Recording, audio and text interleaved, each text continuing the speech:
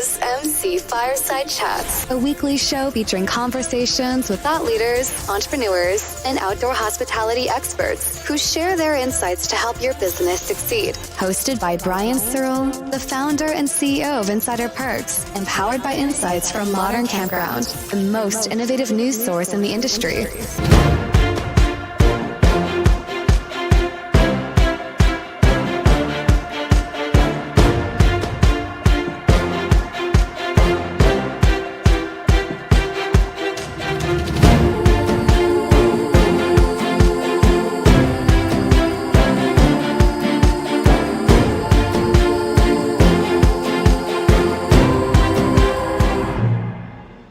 Welcome, everybody, to another episode of MC Fireside Chats. My name is Brian Searl with Insider Perks. Super excited to be here with you all for a back-to-back, I guess, glamping show. So we did our live show from Glamping Show USA last week. It was a great show. We're going to certainly talk about that, recap some of the things we've learned again. But we covered quite a bit of it on that show, even though I guess the video is really blurry, Zach. So that was, I did tell you there was going to be some kind of a problem, right? There's always something. Wi-Fi was not strong enough to make it. So we all looked better. Well, you always look good, but I look better for sure, right? Because you couldn't see my face. It was all blurry. But we had a great conversation. Everybody could hear the audio broadcast on the podcast really well. So the audio is great. And I think that was really awesome. So, and I'm sorry, is it Ansh? Am I pronouncing that right? Ansh, yeah. Ansh, okay. I got it right the first time. All right. That's impressive for me. It's very rare. So we got Ansh on as a special guest, and then we got Chris Jeub. Is it Jeub? Yeah, it's Jeub. You got it, Brian. All right. Chris was gracious enough to, so I can't lie to anybody. This is my curse, right? Like, I'm very honest to everybody. So Chris gave me this beautiful bottle of wine, and I couldn't drink it before I left. So the TSA has it now, Chris. The TSA? Oh, well, okay. Like, I had every intention on drinking it, and then I got dragged to a brewery and had like 3 flights and 2, like, I did not have room for wine. I would have died. That's a great So I tried to give it to Kara, who had like a luggage that she was going to take back, but she had to go somewhere else, and we couldn't connect before the airports. I tried, Chris. I really did. Zach, how good of wine did he pass up? It was pretty good. It was hangover-free wine. Zach, So, anyway. taste of that wine that you missed out on, Brian. I'm so sorry. I'm sincerely appreciative of it, right? But I just couldn't mislead you and say like, what I did try. I promise you, I tried to give it away to like 5 or 6 other people to get them to take it home or to drink it or something else. But hopefully the TSA guy's enjoying it. Yeah, good. Really, I actually forgot it in my carry-on too. Like, it was in my backpack, and they scanned it, and they were like, "Hey, wait a minute, you can't go through here with this." So, anyway, I tried all the way up until maybe getting arrested. But so it was super fun just going to the glamping show, learning from a bunch of different people. And so I want to spend some time briefly recapping that, and then just throw out this, like, if you are, you can see we're missing some of our special guests here, or our regular guests. We do have a couple people who have had to step away from the show recently just due to time commitments. So if you're watching this, if you're in the glamping industry, we're very much interested in maybe getting 1 or 2 people on here as a recurring guest. I'm going to post on LinkedIn, and I did ask Zach before the show. He knows everybody and everything, right? I'm not as connected as Zach is, but super excited and interested to hear from different perspectives and things that people are talking about and ways that we can provide value to the industry. So let me just start by having everybody briefly introduce themselves. So Zach, if they don't know what you do, you can introduce kind of Clockwork, and then Ansh and Chris, if you want to just tell a little bit about yourselves. Hey, my name is Ansh Singh, and I am the founder of the Quaint Glamping. We're trying to set this up in New Hampshire, and the picture behind me is the picture that we took from the site when we actually went there to check it out the very first time in October of 2022. And this is at 15-20 feet elevation, and the land goes all the way up to 2100. So I'm blessed to have Zach work on my site plan, and in the process became good friends. So that's pretty good. So for those of you who have watched Fireside Chats before, we don't do really like a bunch of hard-hitting journalism here or investigative reporting, but I do have to ask, you said the picture behind you is the first one you took when you went to the site for the first time. Was your logo actually there in the trees, or? It was. That's a pretty good sign. So I would have gone through and hired Zach and done the whole process too, if that was the case. I mean, that's. It was in spirit. Yeah. All right. Well, thank you for introducing yourself. We're excited to learn about what Quaint Glamping is all about. Chris, do you want to briefly introduce yourself? Yes, I'm Chris Jeub, the glamping guy. You can check me out at glampingguy.com. I am journaling my development on my glamping properties here in Monument, Colorado.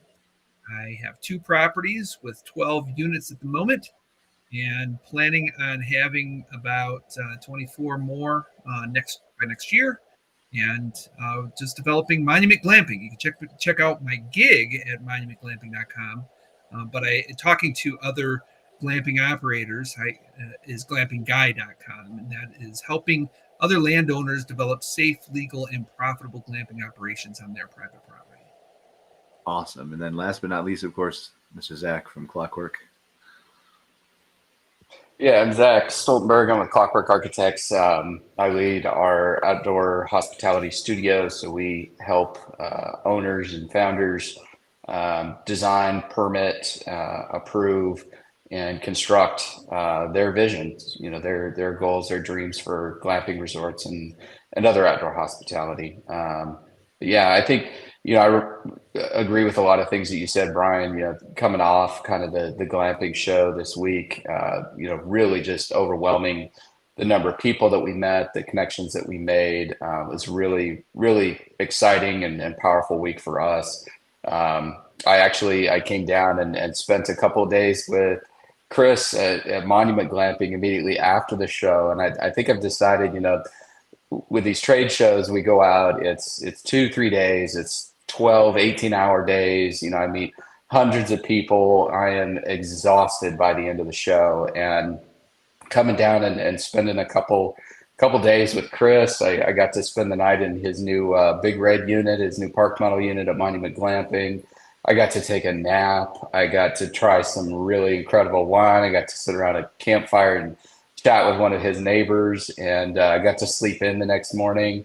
I've decided that every trade show now, that's how I'm going to end it. I'm just going to find a glamping resort that's nearby. I'm going to book 2 days at the glamping resort.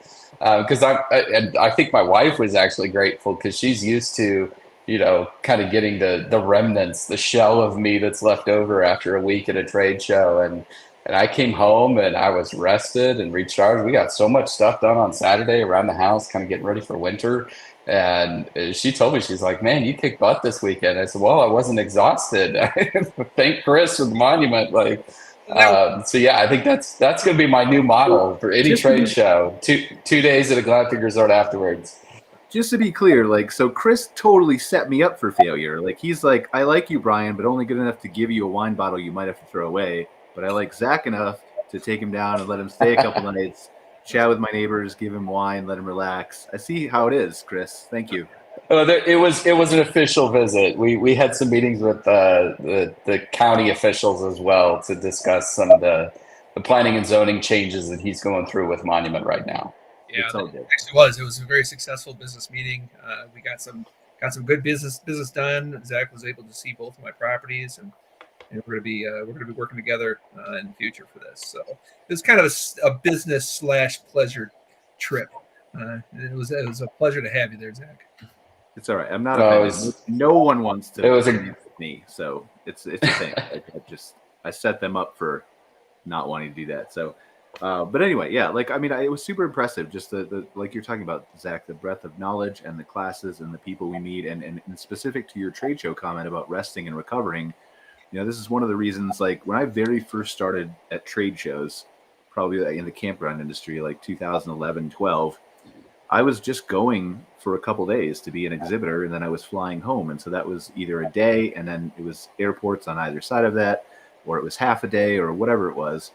And I think I realized very quickly that I needed that, not necessarily the rest and recharge, because I still don't do that. I have too much to do on my plate, less back then. But I did realize that helping, staying for the entire conference, for all the sessions, for the slower paced things, instead of just standing on your feet for 6 or 7 or 8 or 10 hours at your trade show or whatever that is, kind of helps balance that. But also, lots of business gets done outside of just standing at the expo too. And the more you know the owners, the more you chat with them, the more you can learn from their stories, their struggles, their pain points, the better you're able to help them. So that's what kind of, I know that's not exactly the same thing we were talking about, but I kind of understand. Well, for me, it was a perfect way to end the show. I really appreciate it. Thanks to Chris for hosting me for those couple days.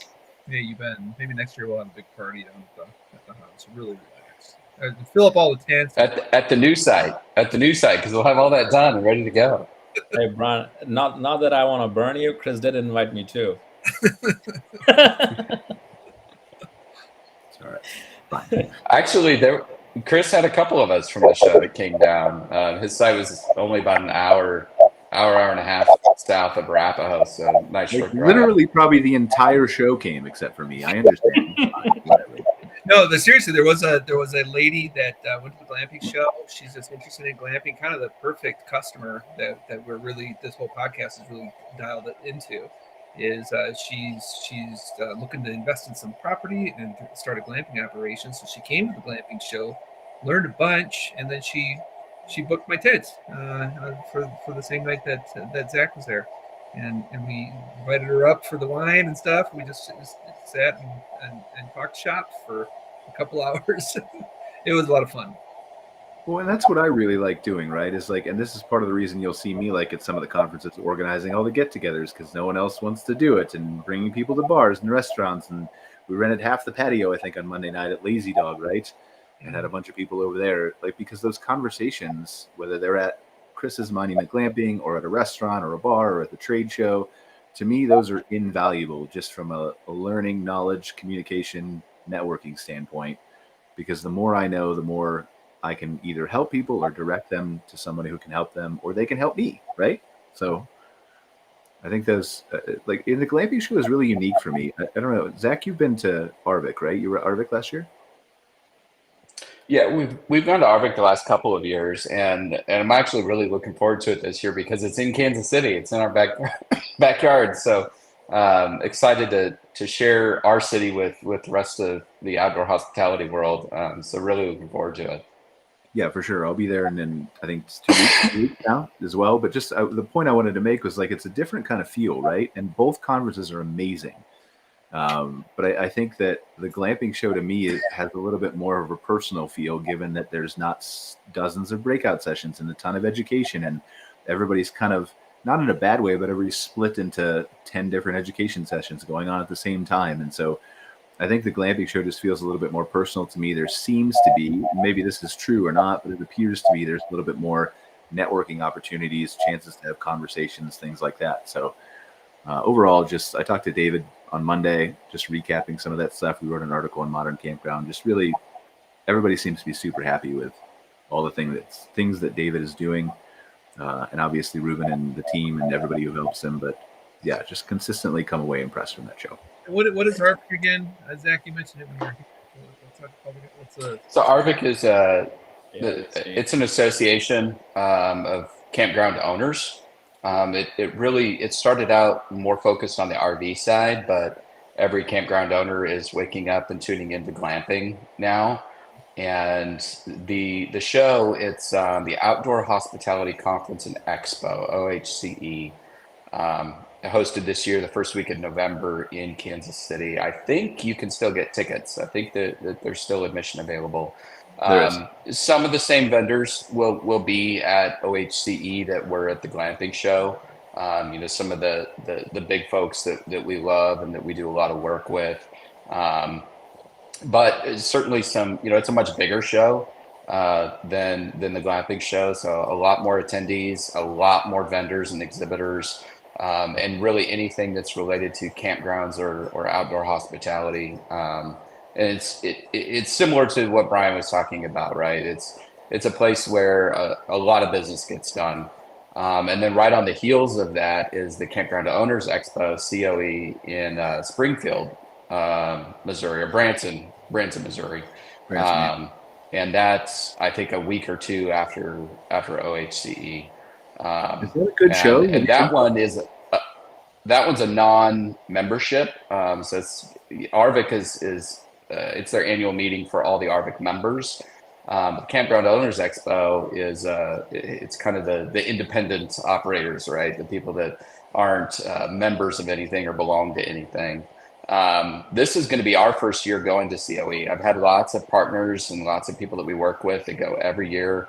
They always talked about what an incredible show it is, and that it's not like a repeat of Arvik, that it's different people, it's different groups, it's different vendors. So we're going to go this year. And actually one of our clients, one of our independent hotel clients, just opened a new boutique hotel in Branson. So we're going to go down and stay with them for a couple days and go to the COE show.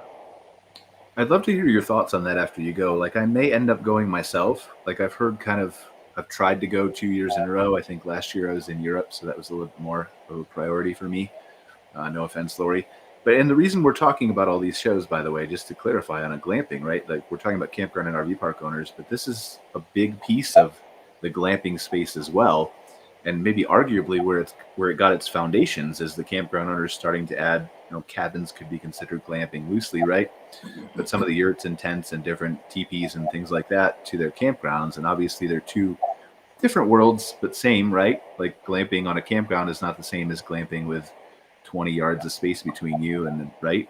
And so there's definitely a place and audience for both, but they all tie into that same kind of category. And you forgot about KOAs in the middle too.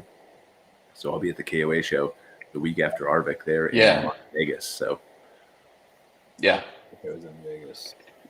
But yeah, it's just I think go ahead. The advantage of the shows is, especially more on the RV side, I think, is that it's a more established industry. So a lot of those vendors, a lot of those members, they're folks that have been doing this for 20 and 30 years. A lot of the institutional capital and the banks and the financing side that's available. There was probably more at the Glamping show this year than there's ever been before, which is great to see that coming in. But I would compare OHCE to like the lodging conference, in the traditional hospitality world. So, you go to the lodging conference, there's reps from Marriott and Hilton and, all the major chains, everybody is there. And that's kind of what OHCE is. It's all these established campground owners, people that have a lot of power and influence in the industry, people that have done this successfully for decades and really understand what they're doing, maybe own 4, 5, 6 different locations. And like I said, some of the great vendors, I've already got plans with the guys from Conestoga because they'll be there. They're great partners of ours. We love what they do. And we've been doing business together for several years. And I said, I want you guys to come out. We're going to host you at my house. We'll have the campfire going and we'll do some drinks. We'll grill some steaks. So I'm going to host those guys on Monday night when they get in. So I'm really looking forward to some of that as well. Yeah, the personal connections, right? And it's interesting to me the different types of audiences too, because you mentioned Arvik is bigger. I don't know if that's the case. I do know they're very close, but I think it's a different type of audience like you're describing. I think the majority of people who are coming to the glamping show are for the expo. They have probably arguably the free tickets to the expo, and a lot of them, like there certainly was a ton of people who paid for education at glamping, but there's for sure way more people at Arvik who are paying for the education and sessions and who have those established, like I've been in it 5, 10, 40 years and have that kind of knowledge and things. So it's interesting to see both sides of it and both perspectives. I think the glamping show still has a lot of people that are in that startup mode, that are trying to get going. They're looking for land, or maybe they're in, like Chris, first couple years in business, they're looking to expand and grow and get more established in the industry. I feel like Arvik, there certainly are some of those folks there, but I'm going to guess, probably 3/4 of people at the show are established operators that have history, have background, have experience. And they're still interested in the education side, right? Is what can we do better? Yeah. What are, these are challenges, these are struggles that we're seeing. This is feedback we're getting from guests. And they love the opportunity to network with other people from all over the country that say, well, here's what we did at our site. Here's what's worked for us. There's a lot of more like roundtable discussions and panel discussions. A lot of new things get debuted at OHCE. So a lot of the like third-party management companies that have launched in the last couple of years or last year, they made those announcements at OHCE. I think last year they had, the big push I saw at OHC last year was with electric vehicles. So Rivian was there and signing people up to be charge locations for Rivian, and they had one of their R1Ts on display. Airstream debuted their all EV model like the week before Arvik, I think. And so there tends to be kind of industry trends, but a lot of that kind of happens, and a lot of those announcements are made around this time of year. Yeah, and I think it's interesting to me too. That.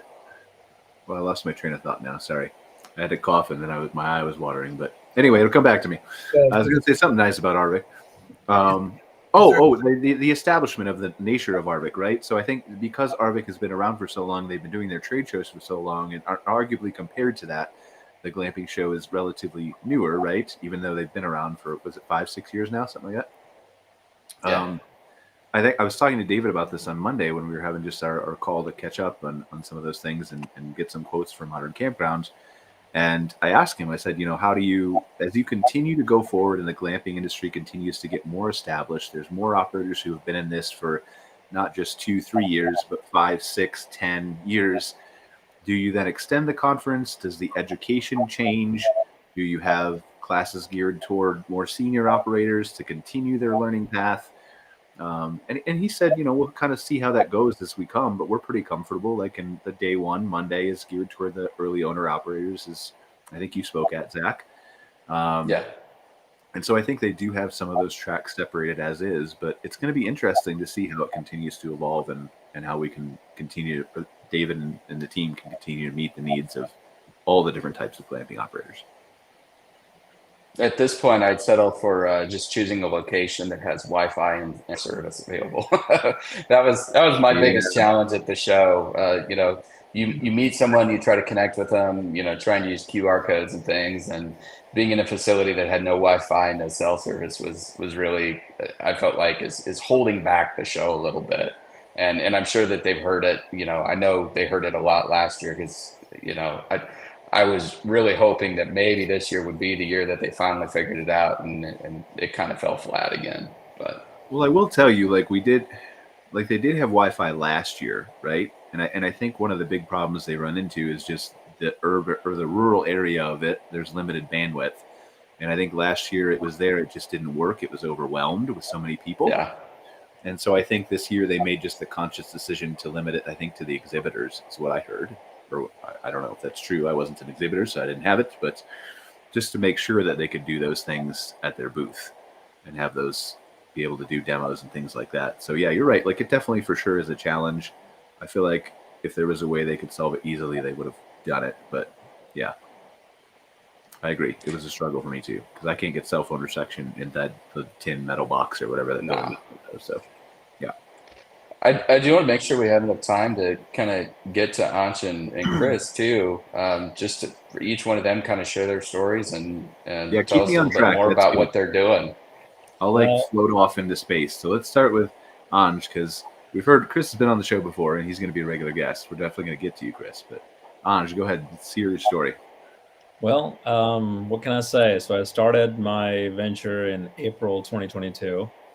That's when my wife's birthday is in March, so March 5th. And when the COVID was tapering out, for a couple of years, I couldn't find any place for her to celebrate her birthday. And she was getting very anxious about getting out of the house and stuff like that. So stumbled upon this. Airbnb at that time was advertising staycations and what was that? Fancy getaways. So there was an A-frame picture in Ohio. That's what they were advertising on their front page. And so those kind of piqued my interest, and that's how the things kind of get started. So from April to October 2022, I continued to try to find a good land. And I was in contact with Ruben at that time. So we had several conversations about, okay, what do we do and whatnot. I came to the last American Glamping show. And so we had some conversation going, and he said, well, you got to find a land. And Stumbled upon a couple of places, a couple of landowners ditched me. So that all happened. In this process, I educated myself with at least 100 to 120 towns between New Hampshire and Vermont. Their zoning ordinances, their town people. I kind of I had a very good idea where this thing is going to fly and where this thing is not going to fly. So I would say, as soon as I came back from the glamping show, I had a very good idea where I'm going to go find the land. And luckily, as soon as I came back, within a week, I got a call from one of the realtors that I was working with that there's a land that's going to come on sale maybe in a week. So, all right, sign me up.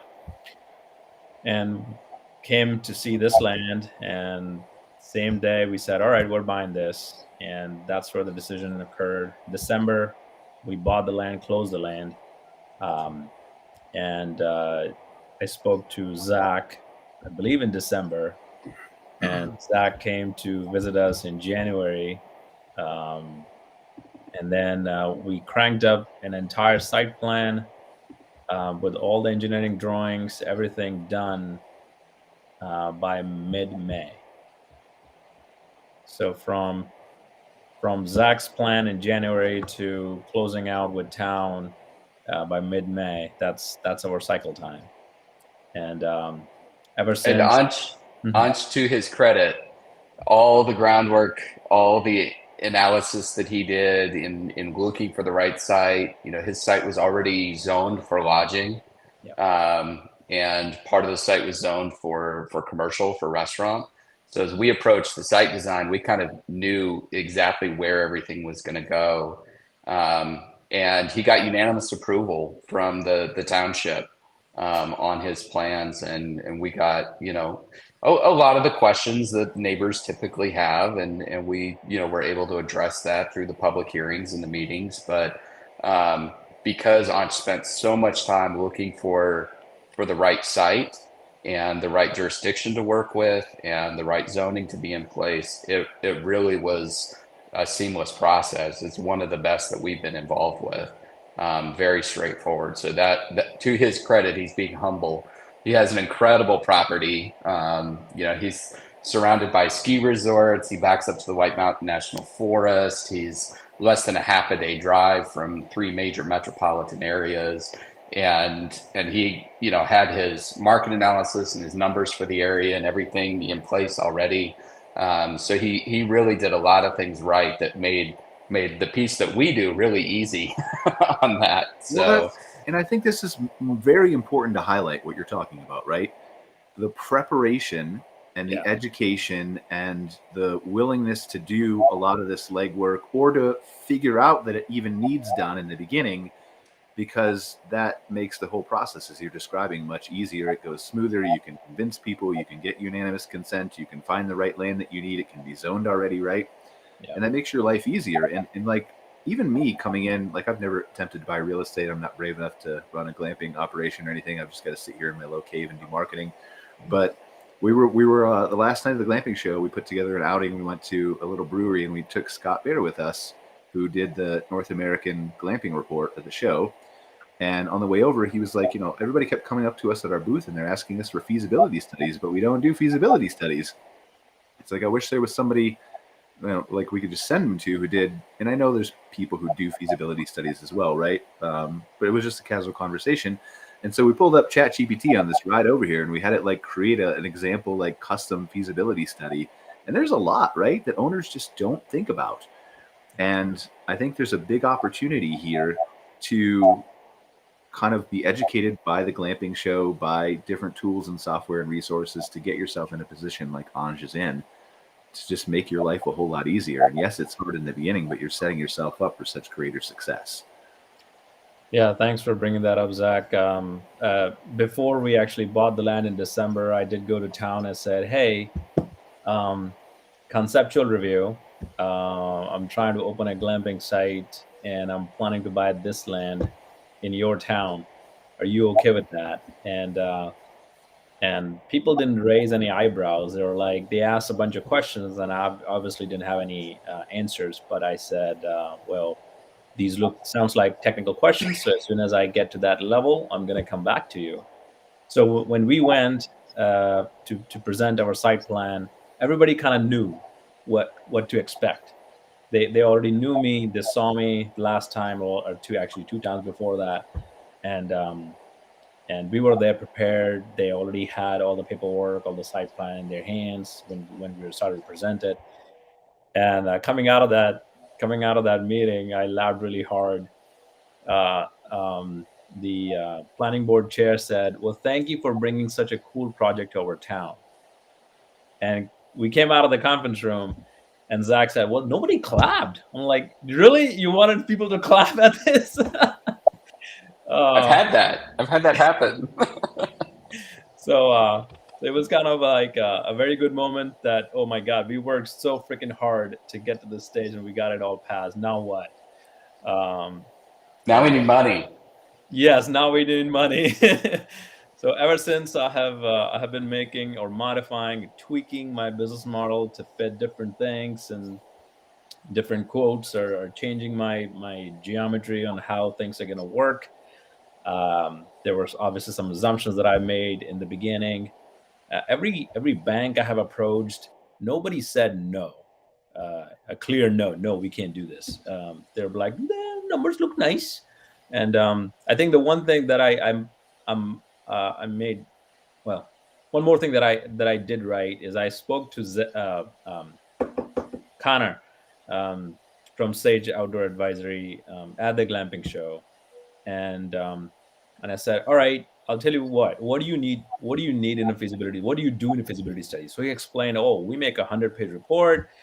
We write this XYZ, and we'll tell you what the operating cost is going to be. We'll tell you what investment cost is going to be, and we'll tell you how much revenue you're going to make. I said, well, I can go and get all the quotes from the vendors, and I can come up with the incoming cost from the vendors directly. And at max, I can slap a 10% on top of it as a contingency, 15% if bank is not happy. So that will cover that. In terms of recurring expenses, yes, I can contact somebody from hospitality management, and I can get some feedback on, if I'm missing something, my assumptions. So I can cover that portion. Why don't you just help me with the market analysis? So he helped me pull together market analysis, which came really, really helpful, because then I was able to constrain how much do I need to put in so that I can get everything out in a decent payback time. So we did all of this by the site plan meeting. And then ever since, I've been trying to keep up with the funding side of things. So hopefully when we get the funding squared away, we'll be able to start digging ground.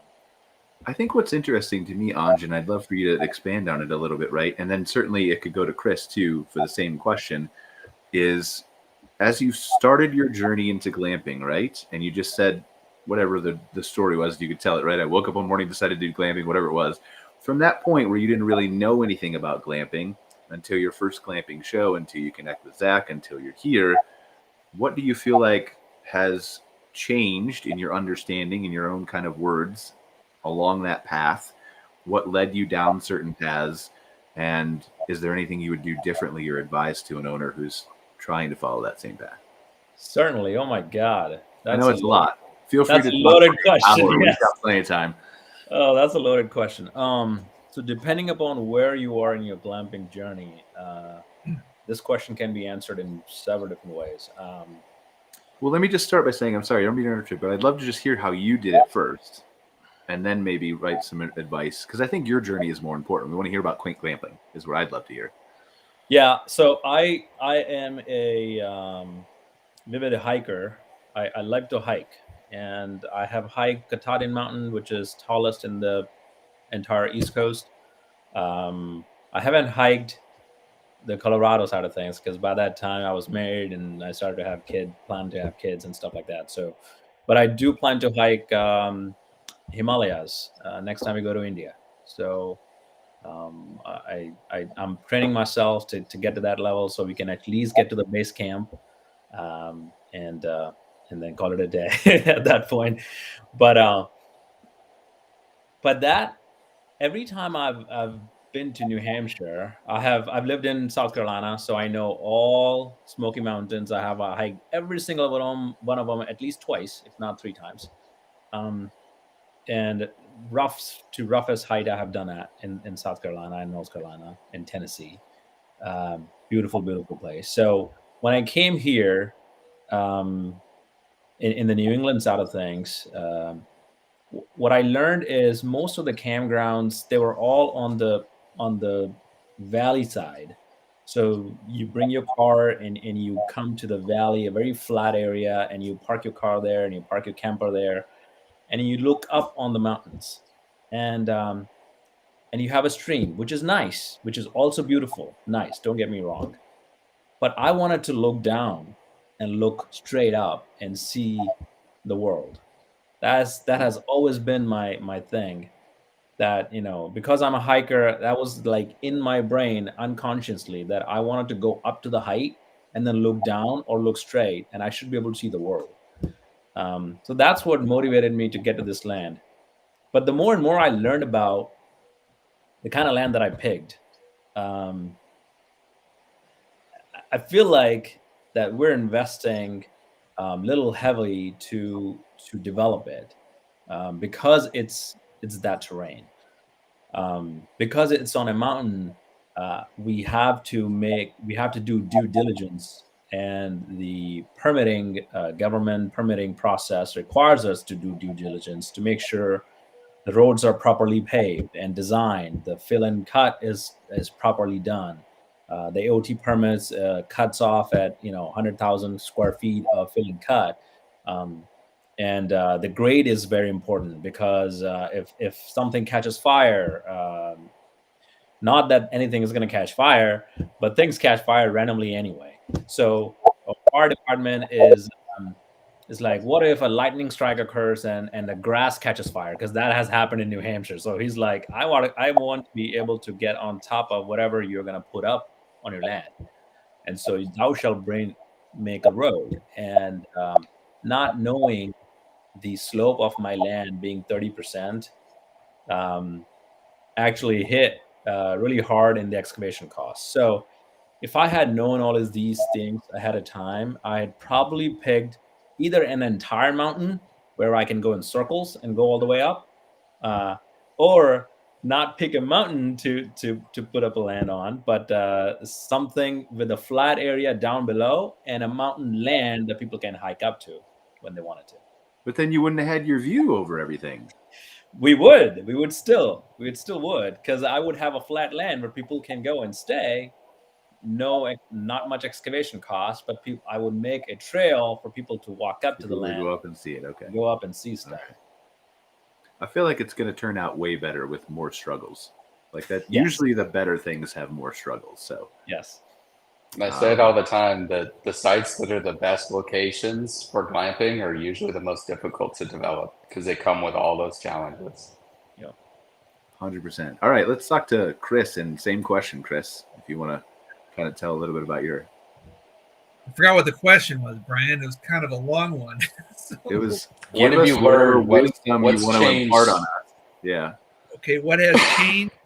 In your journey, right, from start to kind of where you are today, as far as knowledge and. Okay, sounds good.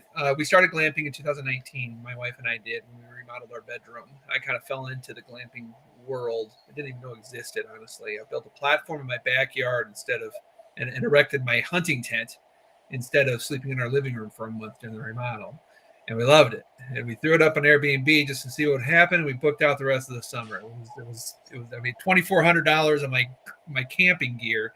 Thought I made out like a bandit. So that's how it started. And then, so now we're just finishing up our 5th season of glamping with what I explained before, 12 units. And we want to grow even more.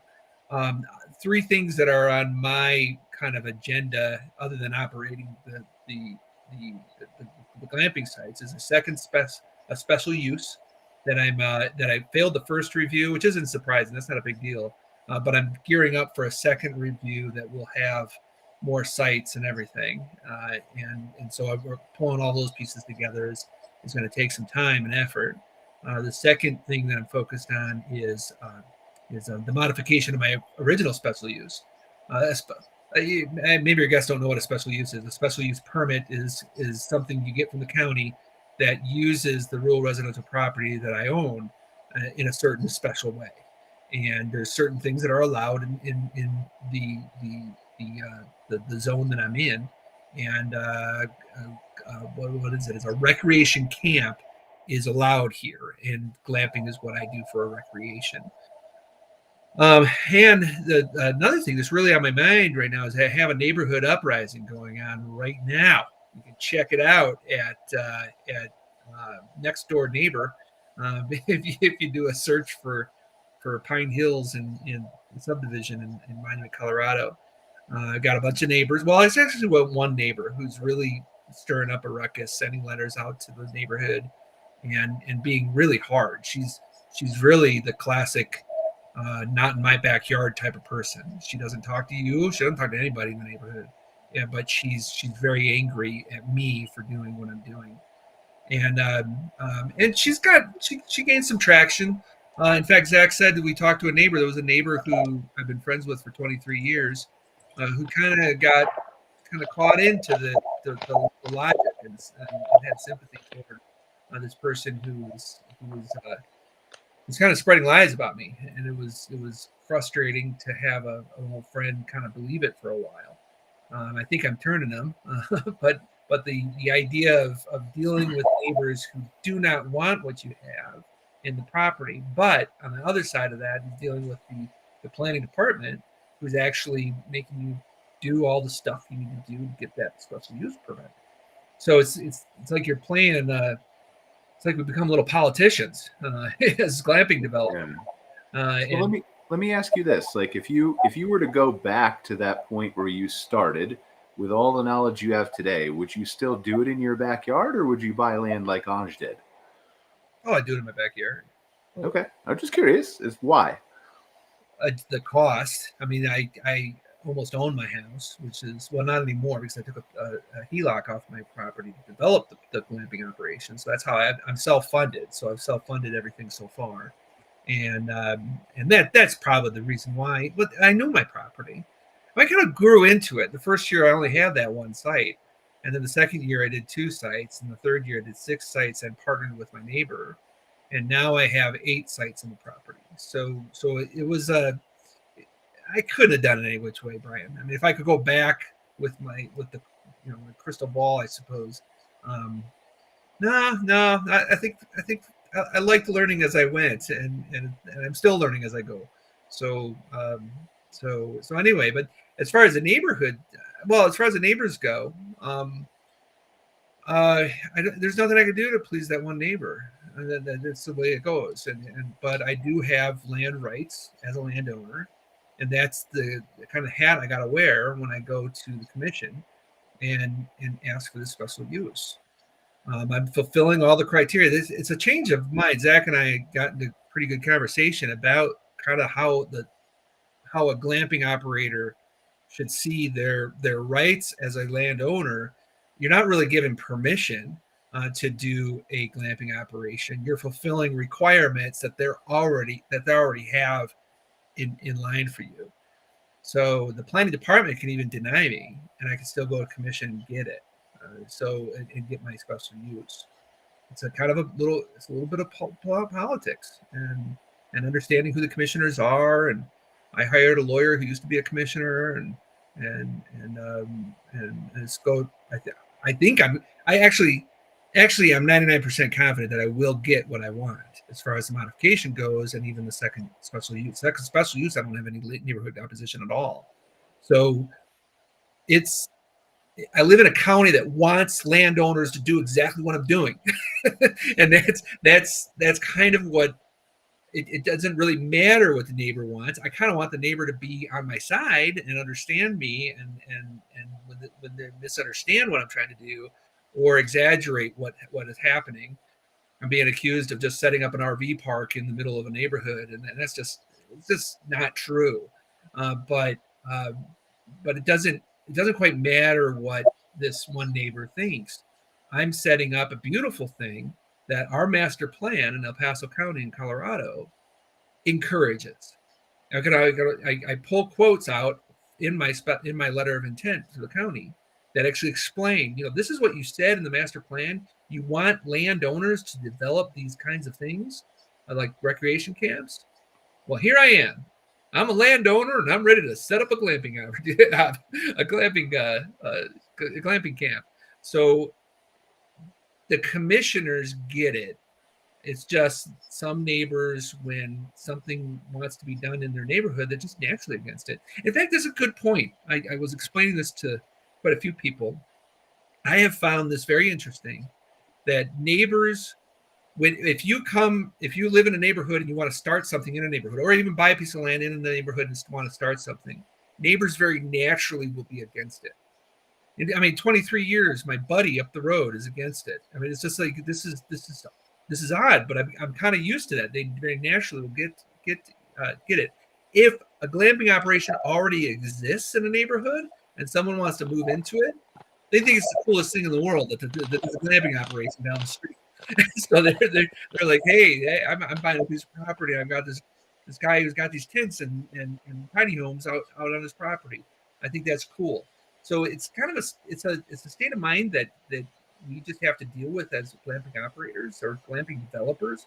We're like mini developers, really. We're not just glamping operators. We're developing property to offer outdoor and semi-outdoor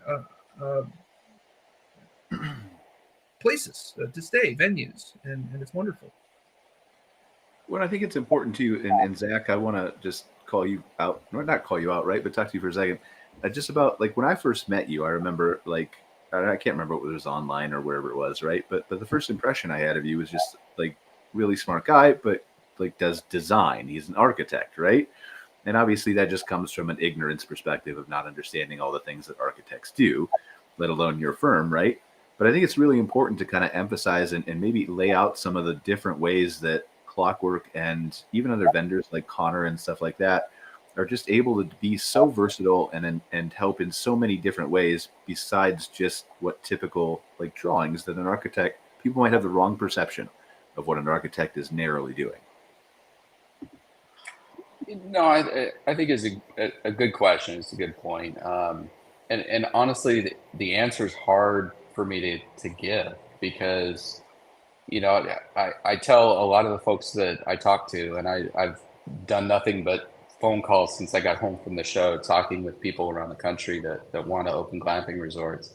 I tell them all the same thing, which is we will do as much or as little as you want us to do. A lot of the clients that we work with, they are very active and they're engaged. Like I said, to Ansh's credit, he already had a lot of the things, underway and had done his homework and was very well versed on it. And, that was a fun project for us because we got to come in and just do the creative side of things, right?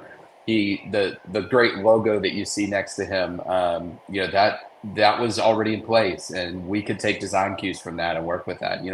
A lot of the folks that talk to us, they need all of those things and we can help them do that. But we also work with, very engaged folks that are doing a lot of that themselves.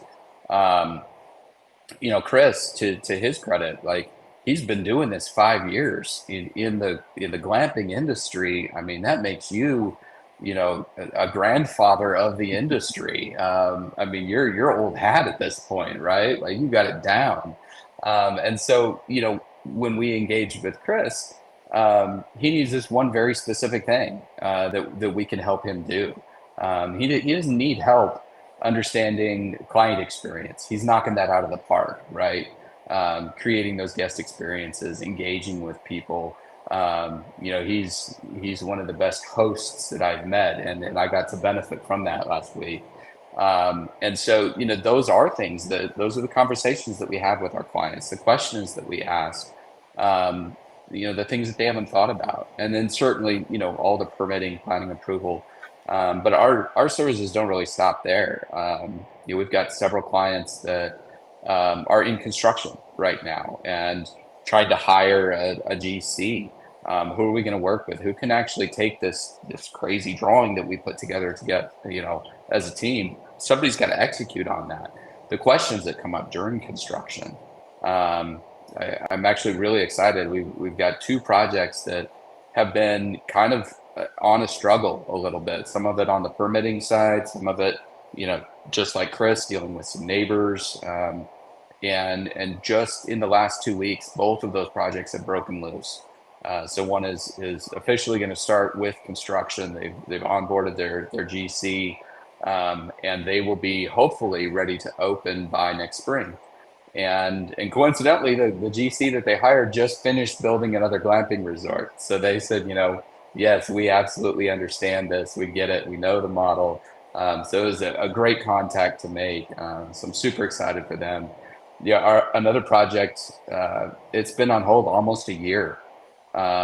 We did all the drawings, all the documentation, went to planning and zoning, and the project got denied. And the reason that they denied it was uncertainty about the septic system and the well and the water system that was there. And so we've spent the last, 6 months or more having an entire septic system engineered and designed and then permitted through the state to get approval on that. The same with the well. And we're preparing to go back into planning and zoning for that. Because the 2 issues that they cited as the reason to not approve the project, those are both resolved now, and those permits have been issued by the state. And so, sometimes it is a struggle to get through some of those things. And I think a lot of people don't realize that, the time it takes sometimes to get some of these things done. And we're. I want to add. Once you're done, I want to add. But go ahead. Sure. But, finally, after almost a year of delays, that project is going to be moving forward. And hopefully we can get a lot done over the winter. They're in a fairly temperate climate. And hopefully they can get, a couple things going and open and on the ground before spring. And so I think, the last thing that I would say is just all the clients, everybody that we work with, it's a partnership. We're investing in them as a developer, as an owner. We're investing in their project. We want to see them successful. So sometimes these start and stop.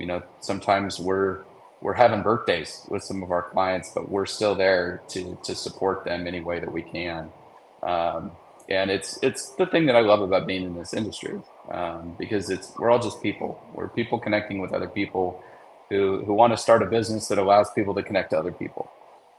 Well, and I think, and Ansh, I will let you talk, I promise. But that's kind of what my point is why I think there's, and obviously I'm maybe unfairly lumping this into 2 groups, but and definitely not saying one is better than the other. But I think there's 2 types of vendors when you're looking to get products or services for your glamping business, campground, RV park, whatever business you're doing, right? And I think one is the very narrow vendor that can help you with a very specific solution. They're experts in that area. They do it very well, but they really just aren't going to do anything for you except that, right? Maybe an online reservation system or something like that. And then I think there are the expansive service providers like the Clockworks and the Sage Outdoors and the people like that who are able to do more of a broad scope of things because it falls under their purview naturally as architects or consultants or, right, feasibility studies, things like that. But then you can kind of tell the difference between the people who have that broader scope but are willing to forcibly broaden it even more to do whatever it takes to help you succeed. And I think that we're seeing very clearly those people tend to kind of float to the top of the pack as leaders in the industry. And so, again, not saying one is better than the other. They're all just different. And I think you need to be mindful of that when you're trying to go out and find products and services providers for your business. And that's exactly what I wanted to comment on is before I met Zach, I had a engineering firm on the team from New Hampshire. And they did offer me that, hey, we can create a site plan. And they were charging me 50% of what Zach fees was. And I said, okay, well, let's start the conversation. So we had a kickoff. And the first question that the guy asked me, so where do you want me to put these domes? I'm like, okay, we're not continuing this conversation anymore. So that was the thing that I moved over. I said, all right, I need an architect. And But when I did interview at least 5 additional architects, and where I draw the line is, like you said, Brian, very clearly, people who are really good, they will do their own job with blinders on either side. But people who can fill the cracks beyond the blinders, they would lead the pack. So Zach, in this case, hats off to you, man. He not only he kind of I gave him an idea. This is what I'm looking for. He designed everything, and I asked him random questions. That okay, you designed this at 100 feet away from the other dome. What is the elevation difference? And he had that answer. So he thought about it ahead of time.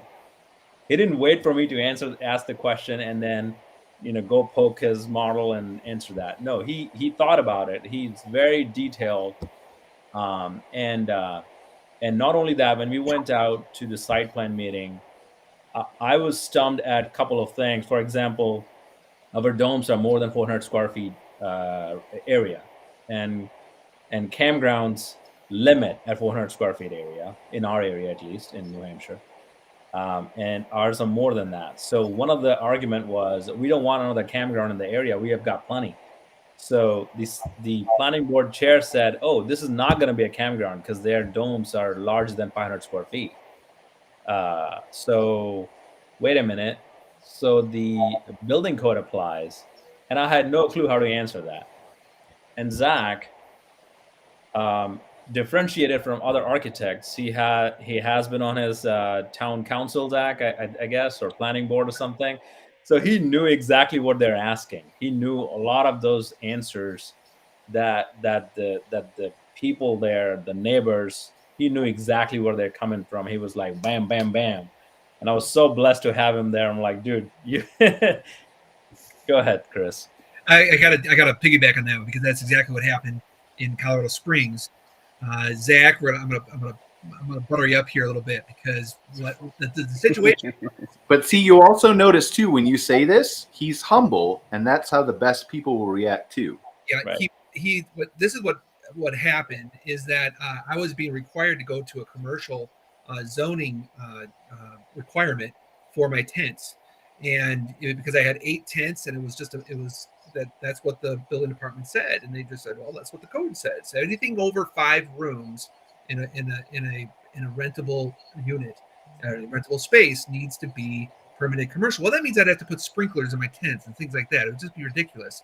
So, and it would be very expensive too to follow that standard. So Zach and I went to this meeting with the bureaucrats, with the PPRBD, Pikes Peak Regional Building Department, and they had their 3-ring binders, 3-inch binders out, and they were turning up. They were trying to figure it out.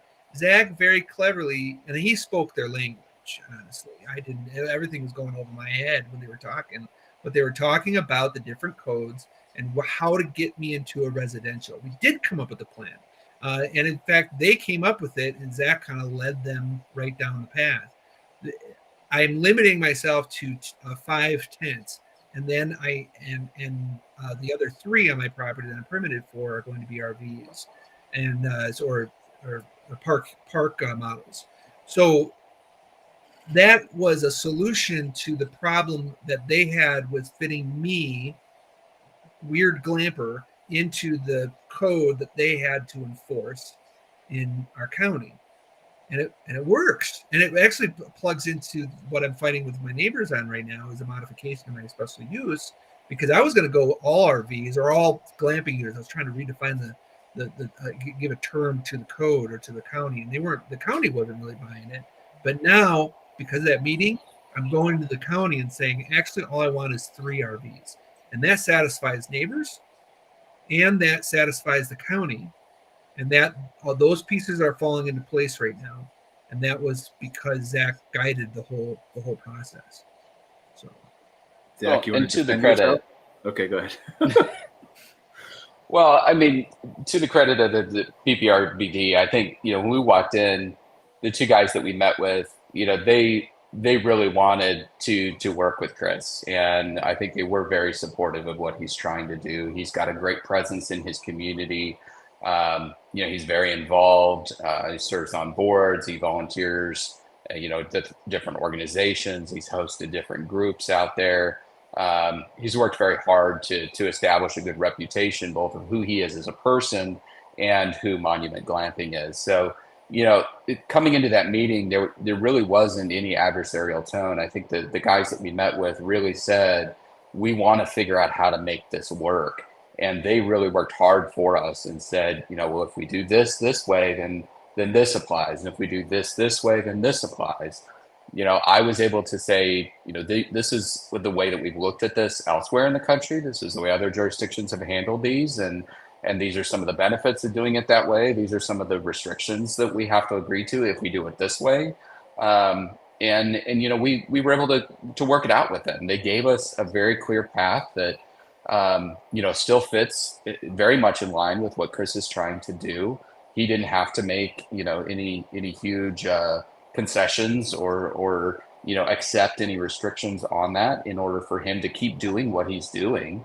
And I think, taking that spirit of it, of, working with your jurisdiction, working with your neighbors, having those discussions, it's always the best approach. And it's what we try to do. And I think, we've shown that works, right? If we know the guidelines, we know exactly what we're going to be required to do. We present a well thought out plan. We want to give them something that they can say yes to. And that's what happened with Ansh. Yeah, absolutely. That's why Ansh got unanimous approval. We gave them a plan that was well thought out that they could say yes to. And Chris's hearing, I'm guessing, will be coming up in the next month or so. And, our goal is to get a plan together that follows exactly the code path that the county officials gave us. Let's put something in front of them that they can say yes to. Yeah, exactly. Yeah. So anyway, I didn't mean to go off on so much praise with you, Zach, but it is deserved, right? Some of what you're doing is easy, but it just, there's so many people who won't even put that base thought into it or don't have the base knowledge of the breadth to figure out that easy solution, right? So, well, we always like to see our clients successful, and we serve a very small piece in it. We're happy to do what we do, but if our clients are successful with their projects, that's a reflection on us, and I'll gladly take that praise any day. For sure. Yep. I mean, that's why I get up in the morning every day, right? So, other than I'm a geek and like technology too, but that's another thing. But super excited. Yeah. I mean, I think we had a great show. We're running a couple minutes late here, so we'll wrap up. Does anybody have any final thoughts here? No, the glamping show was phenomenal. I this time, one thing that I did different was I didn't attend a lot of talks. I rather went out and grabbed people and just talked to them instead. And I see wherever I saw the herd, I just went inside and see what's going on, who's talking what, who's saying what. And I think that was far more beneficial than the last time when I was like, oh my God, somebody's saying something. Let me record it. So this was a very different experience this time. And there were a lot of vendors out there. So very, very, very good. All the good stuff. I could say I don't drink beer at noon. This is actually kombucha in beer bottles, so homemade kombucha. Just I wanted to get that here because it's very good at noon, but not beer. Although I do make a homemade beer, Brian. This is the final thought that you want to wrap up the whole good conversation with is you don't drink beer? That was your one takeaway? At noon, I said at noon. Oh, at noon. Okay, all right. I thought you said it all. Okay. Zach, any final thoughts? I think, my biggest reflection of the last week is I'm just incredibly thankful. We launched the Outdoor Hospitality Studio in 2020, coming out of COVID. I left the previous firm that I was at in October 2019. And there was a lot of questioning, about timing and why is this happening? And I really struggled. I was like, I feel like there's so many good things that could be right on the cusp of happening. And I was really frustrated. And the opportunities that I personally been given since then, and just the clients that we've been privileged to work with, all the incredible partners that do all the things that we don't do. I feel just really thankful for where we're at today. As busy as we are, and the continued opportunities that we keep getting, and I feel like this last week was just really kind of a stark realization for me in that we're starting to see some of the payoff on the investments that we've been making over the last couple of years. But I just feel really thankful and really humbled to be where we're at in the industry. Well, and I think you don't need me to tell you this, right? And this applies to many different people, but the whole thing is a circle, right? And sometimes that circle is harder to climb up one side before you get down to the other, and it goes faster. But that work that you put in, the willingness to make those connections, to send people to different, to be a connector, to be an advisor, to be a, right? And I've heard those words come out of your mouth too, right? But I've been doing it for 15 years too.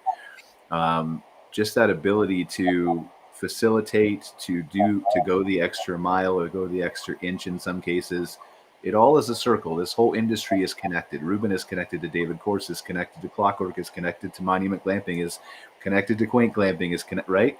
And everybody has an opportunity to help each other in a different way. And the more that we work together, the more we can help each other succeed. And that's really what the whole thing is about. If you do good things will come back to you. This is what I believe anyway. So it's never failed me yet. All right, guys. Thank you. We're over a little bit, so appreciate you guys joining us for another episode of MC Fireside Chats. Focused on glamping. Next week is another episode focused on campground ownership. We've got a couple new guests joining us for that show as well. So super excited to see you all, and we hope you have a great day and a great week. Take care, guys. Thanks, Brian. You too. Take care. Thanks, everybody. Take care. Bye. For joining us for this episode of MC Fireside Chats with your host, Brian Searl. Have a suggestion for a show idea? Want your campground or company in a future episode? Email us at hello@moderncampground.com. Get your daily dose of news from moderncampground.com. And be sure to join us next week for more insights into the fascinating world of outdoor hospitality.